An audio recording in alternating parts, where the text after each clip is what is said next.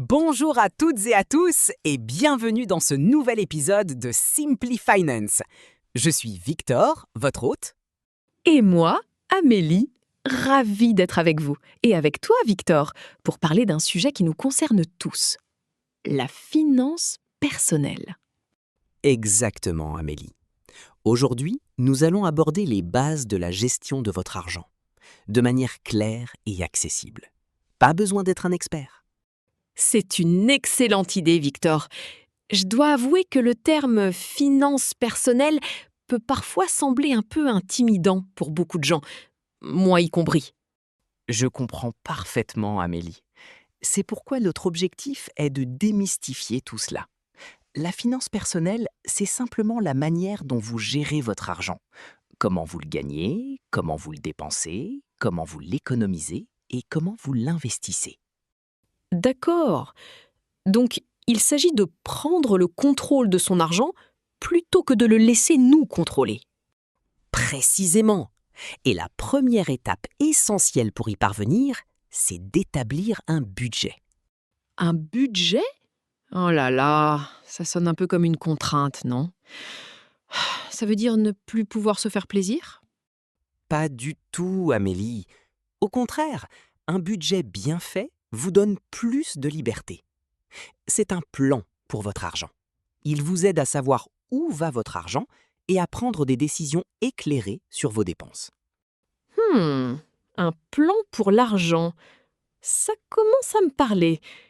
Mais concrètement, comment on s'y prend pour faire un budget simple ? Très simple.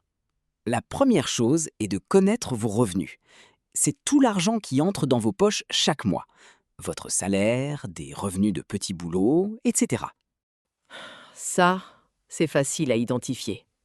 Mon salaire net. Ensuite, il faut lister toutes vos dépenses. Et là, il y a deux types de dépenses. Les dépenses fixes et les dépenses variables. Dépenses fixes et variables. Peux-tu me donner des exemples, s'il te plaît ? Bien sûr, les dépenses fixes sont celles qui ne changent pas beaucoup d'un mois à l'autre. Par exemple, votre loyer ou votre prêt immobilier, vos abonnements, téléphone, internet, vos assurances. Ah oui, je vois. Ce sont les choses que je paie de toute façon, chaque mois, sans vraiment y penser. Exactement. Et les dépenses variables, ce sont celles qui peuvent varier. L'alimentation, les sorties, les loisirs, les transports, les vêtements. Ah oui, celle où je suis parfois un peu moins raisonnable. Donc, il faut tout noter ? Idéalement, oui. Au début, pendant un mois ou deux, essayez de noter toutes vos dépenses, même les plus petites. Vous pouvez utiliser une application, un tableau Excel ou même un carnet. Tout noter. Ça semble un peu fastidieux. Mais je comprends l'intérêt. On ne se rend pas toujours compte de tout ce qu'on dépense. C'est souvent le cas. Une fois que vous avez vos revenus et vos dépenses, vous pouvez voir où vous en êtes. Si vos dépenses sont supérieures à vos revenus, c'est là qu'il faut agir. Et si c'est le cas, comment on fait ? On coupe dans tout ? Pas forcément tout couper, mais réfléchir. Commencez par les dépenses variables. Y a-t-il des sorties que vous pourriez réduire ? Des achats impulsifs à éviter ? Peut-être cuisiner plus à la maison au lieu de manger souvent à l'extérieur ? Oui, ça, je peux clairement le faire. Mes cafés du matin achetés peuvent vite s'additionner. C'est un excellent exemple. De petits ajustements peuvent faire une grande différence sur le long terme. L'idée du budget, c'est de vous donner une vision claire de votre situation et de vous permettre de faire des choix conscients. Donc, le budget, c'est ma carte routière financière. Ça me montre où je suis et où je peux aller. Exactement. Et une fois que vous avez une idée claire de vos revenus et dépenses, la prochaine étape cruciale est l'épargne. L'épargne. On entend souvent dire qu'il faut épargner, mais pourquoi est-ce si important ? Surtout quand on a déjà du mal à joindre les deux bouts. L'épargne, Amélie, c'est la pierre angulaire de votre sécurité financière. Premièrement, pour les imprévus. Que se passe-t-il si votre voiture tombe en panne ou si vous avez une dépense de santé inattendue? Ouh là là, ah, ça m'est déjà arrivé. Et c'était stressant. Pas d'argent de côté, pas de solution immédiate. C'est ça. Avoir un fonds d'urgence, c'est primordial. L'objectif est d'avoir de 3 à 6 mois de dépenses essentielles mises de côté. 3 à 6 mois de dépenses? C'est beaucoup. Oh, comment on y arrive? Petit à petit.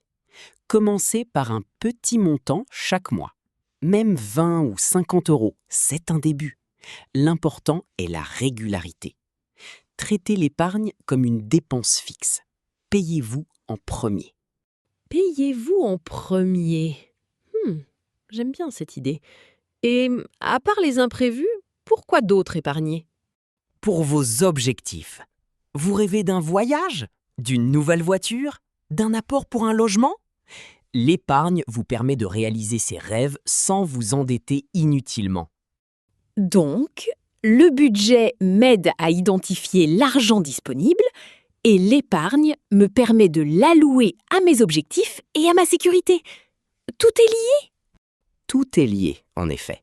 Et il y a différents types de comptes pour épargner. Les livrets d'épargne classiques, qui rapportent un peu d'intérêt, ou des comptes dédiés à des projets spécifiques. Est-ce que c'est une bonne idée de séparer son épargne pour les imprévus de celle pour les projets? Très bonne question. Oui, c'est même recommandé. Ça vous aide à ne pas toucher à votre fonds d'urgence pour acheter un nouveau gadget, par exemple. Chaque pot a sa destination. Chaque pot a sa destination. J'aime bien cette image. Ça rend l'épargne moins abstraite. Exactement. Maintenant, parlons d'un autre aspect important de la finance personnelle, et parfois un peu redouté, la dette. La dette, un mot qui fait frissonner beaucoup de gens. On a tendance à penser que toute dette est mauvaise. C'est une idée reçue, Amélie. Il existe des bonnes dettes et des mauvaises dettes. Une bonne dette, c'est un emprunt qui vous aide à construire votre avenir ou à augmenter votre patrimoine. Une bonne dette? Comme quoi, par exemple? Un prêt immobilier pour acheter votre résidence principale, c'est souvent considéré comme une bonne dette. Vous investissez dans un bien qui prend potentiellement de la valeur avec le temps et vous évitez de payer un loyer à fond perdu. Ah, d'accord. Donc, la maison que j'achète est un actif et le prêt m'aide à l'acquérir. Précisément. Un prêt étudiant pour financer des études qui augmenteront vos revenus futurs peut aussi être une bonne dette. L'idée est que la dette vous aide à vous améliorer financièrement. Je vois la nuance. Et les mauvaises dettes, alors? Les mauvaises dettes sont celles qui ne vous rapportent rien et qui vous coûtent cher en intérêt. Les dettes de carte de crédit non remboursées chaque mois, les prêts à la consommation pour acheter des biens qui perdent rapidement de leur valeur, comme des gadgets ou des vêtements. Ah oui, là je vois très bien. Payer des intérêts élevés sur quelque chose qui ne me sert plus ou qui a perdu de la valeur, c'est un peu comme jeter de l'argent par les fenêtres. Exactement. L'objectif est d'éviter les mauvaises dettes autant que possible. Et si vous en avez, de les rembourser le plus rapidement possible, en commençant par celles avec les taux d'intérêt les plus élevés. Donc, si j'ai un prêt immobilier et une dette de carte de crédit, je m'attaque d'abord à la carte de crédit. C'est la stratégie la plus judicieuse dans la plupart des cas, car les taux d'intérêt des cartes de crédit sont souvent exorbitants. C'est clair.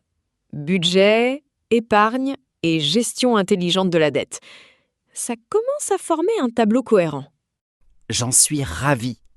Et pour ceux qui ont déjà bien avancé sur ces 3 piliers, on peut commencer à parler très simplement d'investissement. L'investissement... Là, Victor, tu touches à un domaine où je me sens vraiment novice.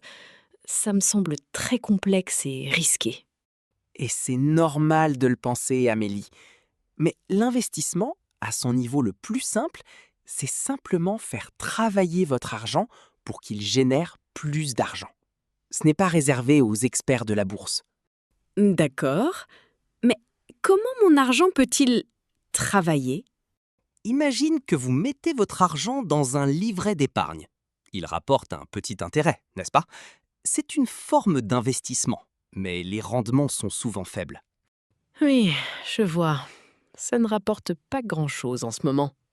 Eh bien, l'investissement, c'est chercher des placements qui rapportent potentiellement plus. Mais avec un potentiel de gain plus élevé, vient aussi un risque plus élevé. Il faut toujours bien comprendre ce dans quoi on met son argent. Le risque, c'est ce qui m'inquiète. On peut perdre son argent, n'est-ce pas? Oui, c'est possible. C'est pourquoi, pour un niveau B1, nous allons rester sur des concepts très simples. L'investissement le plus courant, au-delà des livrets, c'est peut-être l'investissement immobilier, si on a un apport. Ah oui! Acheter pour louer. Ça, j'en ai déjà entendu parler. Exactement. Ou pour des objectifs à très long terme, comme la retraite, il existe des produits d'épargne spécifiques, comme l'assurance vie en France, qui peuvent investir sur les marchés financiers avec différents niveaux de risque. Donc, ce n'est pas juste acheter des actions au hasard. Il y a des produits structurés pour ça. Tout à fait. Pour débuter, il est souvent recommandé de privilégier des placements diversifiés et peu risqués, et surtout de se faire accompagner par un conseiller financier si on ne se sent pas à l'aise. Donc, l'investissement, c'est pour plus tard. Une fois que le budget est sous contrôle, l'épargne d'urgence constituée et les mauvaises dettes remboursées. C'est l'ordre logique pour construire des bases solides. Ne pas brûler les étapes. Et tout ça, pourquoi faire? Quel est le but ultime de toute cette gestion financière? Le but ultime, Amélie, c'est la liberté et la tranquillité d'esprit. C'est de pouvoir réaliser vos projets, de ne pas vous soucier des imprévus, de préparer votre avenir et celui de votre famille. C'est de vivre la vie que vous souhaitez, sans que l'argent soit une source constante de stress. La liberté et la tranquillité d'esprit. C'est une belle motivation. Mais comment on garde le cap? Quelles sont les habitudes à prendre? Excellente question. Premièrement, révisez votre budget régulièrement, au moins une fois par mois. La vie évolue, vos dépenses aussi. Donc, ce n'est pas un document qu'on fait une fois et qu'on oublie. Il faut l'adapter. Exactement. Deuxièmement, automatisez votre épargne. Mettez en place un virement automatique de votre compte courant vers votre compte épargne le jour de votre paie.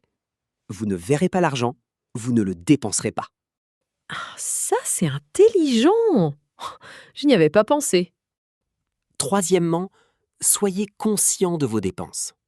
Avant chaque achat important, demandez-vous, est-ce que j'en ai vraiment besoin? Est-ce que c'est aligné avec mes objectifs financiers? Évitez les achats impulsifs. Ça, c'est mon talon d'Achille. Les achats impulsifs. On a tous nos faiblesses. Mais en prendre conscience, c'est déjà la moitié du chemin. Quatrièmement, formez-vous continuellement. Écoutez des podcasts comme celui-ci, lisez des livres, des articles.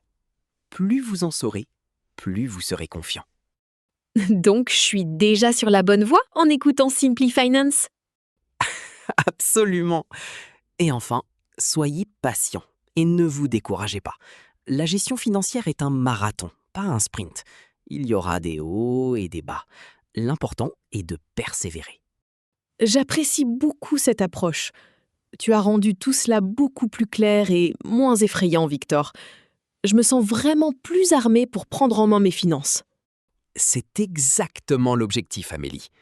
Rappelez-vous, commencez par un budget, puis construire une épargne solide, gérer la dette de manière responsable et enfin, envisager l'investissement pour le long terme.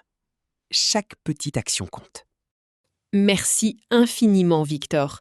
C'était une discussion très enrichissante et surtout très claire. Je suis sûre que nos auditeurs vont en tirer beaucoup de bénéfices. Merci à toi, Amélie, pour tes questions pertinentes qui ont permis de bien couvrir le sujet. Et merci à vous tous de nous avoir écoutés. N'hésitez pas à nous laisser vos questions ou commentaires. Nous serons ravis d'y répondre dans de futurs épisodes. D'ici là, prenez soin de vos finances. Et à très bientôt sur Simply Finance. Au revoir!